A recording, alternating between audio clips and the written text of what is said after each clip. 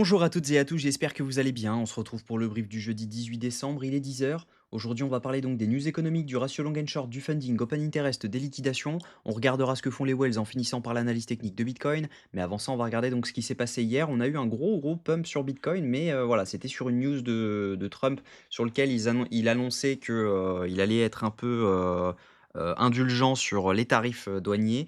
Et donc on a vraiment liquidé beaucoup de monde et derrière, en fait, il y avait beaucoup de longs qui s'étaient ouverts. Donc moi, lorsqu'on est arrivé dans l'OBH4, je me suis dit: «Bon, bah, c'est maintenant qu'il faut tenter un short», et clairement, je l'ai tenté, mais en small risk. Donc j'ai pris 4 000 sur cette position.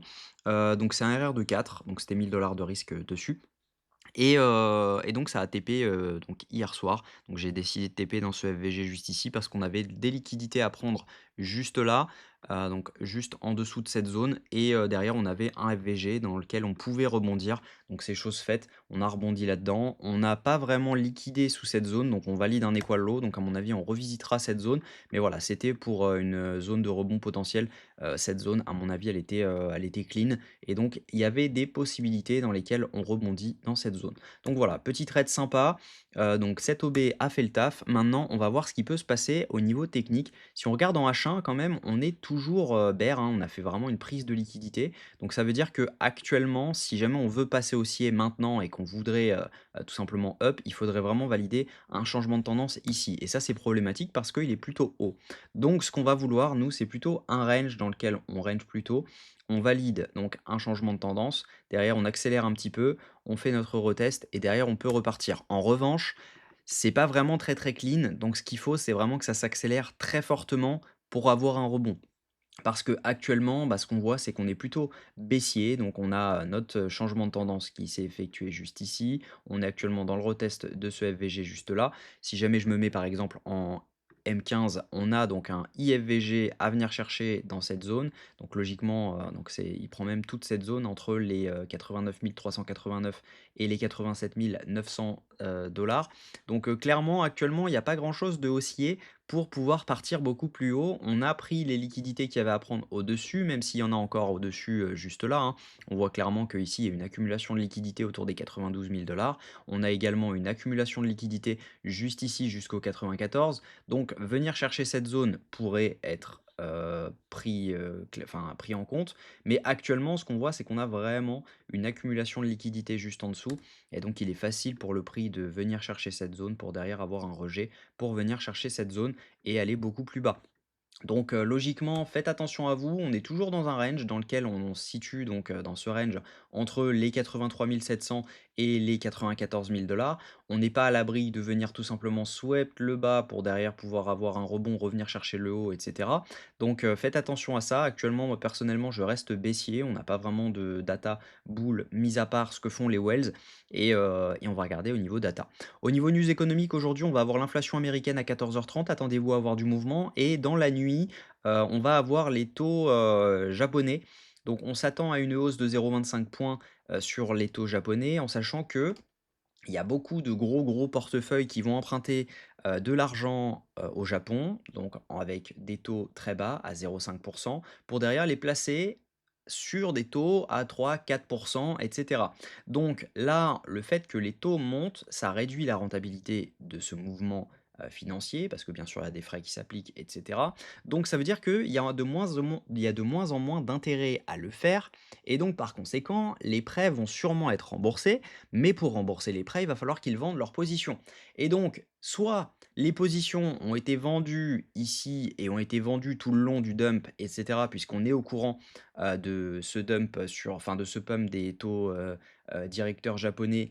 Donc soit ils ont déjà tous vendu, soit clairement, bah, c'est pas encore fait et on peut aller beaucoup plus bas en sachant que historiquement, toutes les hausses de taux japonais ont conclu d'un dump énorme sur Bitcoin de l'ordre de -11 à -27% historiquement. Si jamais vous prenez chaque date, on est clairement là-dessus. Donc c'est plutôt problématique si jamais c'était pas encore pricé. Donc faites bien attention à ça. J'ai envie de vous dire, il vaut mieux laisser passer cette news et voir ce qui se passe ensuite parce que clairement, on pourrait avoir du mouvement et logiquement, le mouvement, bah, Au niveau proba, ce serait un dump. Donc faites attention à ça. Au niveau crypto bubble, ce qu'on voit, c'est qu'on a du rouge partout, c'est normal. On a eu un dump sur Bitcoin, donc on a eu un faux départ hier donné. Il y a pas mal de gens qui se sont fait avoir et qu'on buy au moment où on a eu le pump. Et clairement, ça s'est vite retourné.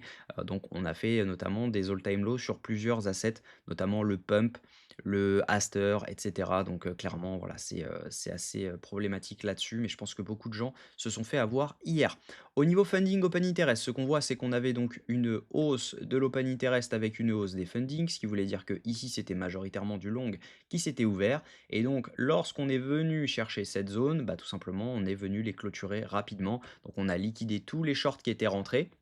Donc on le voit, hein, clairement ici, ici c'était du short qui s'était ouvert.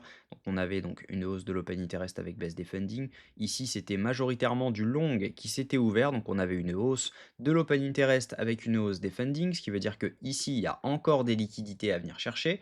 Mais potentiellement il y a des longs qui se sont fermés, hein, parce qu'on voit clairement une baisse de l'open interest avec une baisse des funding. Ce qui veut dire que logiquement ce sont majoritairement des longs qui sont en train de se fermer.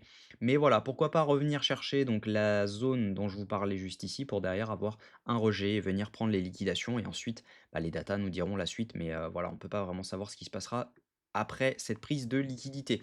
Au niveau liquidation, ce qu'on voit sur 3 jours, c'est qu'on a toujours ce cluster de liquidité à venir chercher autour des 85 200 $. Logiquement, on devrait venir le chercher. Maintenant, on peut très bien le laisser tranquille parce qu'on sait très bien que sur 2 semaines, on a beaucoup de liquidations à venir chercher au-dessus, notamment autour des 91 000 $. On a pour près de 800 millions à liquider et en dessous, on n'a plus grand-chose, hein. Clairement, on a déjà pris les liquidités. Donc, pourquoi pas venir tout simplement faire un swept et derrière pouvoir repartir. Si jamais je me mets sur 3 mois pour avoir tout simplement le lot qui se situait donc juste ici, on voit qu'on n'a plus grand-chose non plus, hein. On est sur 500 millions à liquider si jamais on va à 83 000 $. Donc, on est très proche de cette zone, donc on pourrait venir les chercher. Ensuite, on voit qu'on a des clusters de liquidités énormes à 98 000 $ et on voit que ça peut nous emmener vraiment, vraiment très, très haut si jamais on commence à taper dedans. Donc voilà, les 98 000 $ sont toujours une target dans laquelle on pourrait aller, mais voilà, et à mon avis, on viendra chercher les 83 500 avant de venir chercher les 98 000 $ et il faudra avoir un setup de retournement pour pouvoir se placer. Au niveau de ce que font les whales ont accumulé ce mouvement, donc sur le dump, elles ont accumulé, donc on voit que c'est des mouvements de plus de 10 millions de dollars, donc on voit qu'elles ont acheté clairement. Les micro whales n'ont rien fait du tout. Clairement, elles ont donc je vais zoomer un petit peu, mais il n'y a pas eu grand mouvement, là-dessus, hein. On a eu, donc pardon, les en jaune, c'est les retails, donc on n'a pas eu de gros mouvements. On a eu un tout petit mouvement, là-dessus, mais clairement, voilà, ça suit le prix, mais c'est pas non plus, des mouvements, insane. Donc voilà, actuellement, on est sur des rachats au niveau retails et au niveau, micro whales, on n'est pas non plus sur des mouvements, énormes. Au niveau technique, donc ce que je pense, c'est qu'on peut venir chercher cette zone dans laquelle, à mon avis, on aura un retournement. Si jamais c'est pas dans celle-ci, ce sera dans celle-ci. Et quand on coïncide ça avec une zone OTE de ce mouvement-ci, ça coïncide parfaitement avec la deuxième zone ou la fin de la première. Donc clairement, je pense que si jamais on vient chercher cette zone sans avoir de news, etc., on pourra, à mon avis, viser quelque chose comme ça. Mais voilà, le RR est pas suffisamment intéressant pour pouvoir être pris. Vaudrait mieux privilégier la deuxième zone. Mais voilà, ça reste dangereux. Donc clairement, personnellement, je ne vais rien faire là-dessus. Je pense que je verrai si jamais je fais quelque chose en direct et que je prends une position en market. Mais actuellement, il n'y a pas grand-chose à faire. Clairement, ce serait de venir chercher la zone des 87 900 $ à 89 600 $. Donc ça fait une zone plutôt énorme. Donc voilà, vaut mieux rester spectateur avec la news de cette nuit en tout cas. Donc je pense pas qu'il y aura de trade aujourd'hui. Et si jamais il devait y en avoir, ce sera directement sur le groupe public Discord. N'hésitez pas également à rejoindre le groupe Discord public. Il y a donc ce giveaway. Donc actuellement, vous êtes 90 à participer au giveaway. Vous avez simplement à cliquer sur cette petite icône et donc il y aura 5 fois 50 $ à gagner pour le 23 décembre à midi. Donc clairement, n'hésitez pas, c'est 100% gratuit, c'est simplement du plaisir. Je vous souhaite une très bonne journée. On se retrouve demain à la même heure. Prenez soin de vous.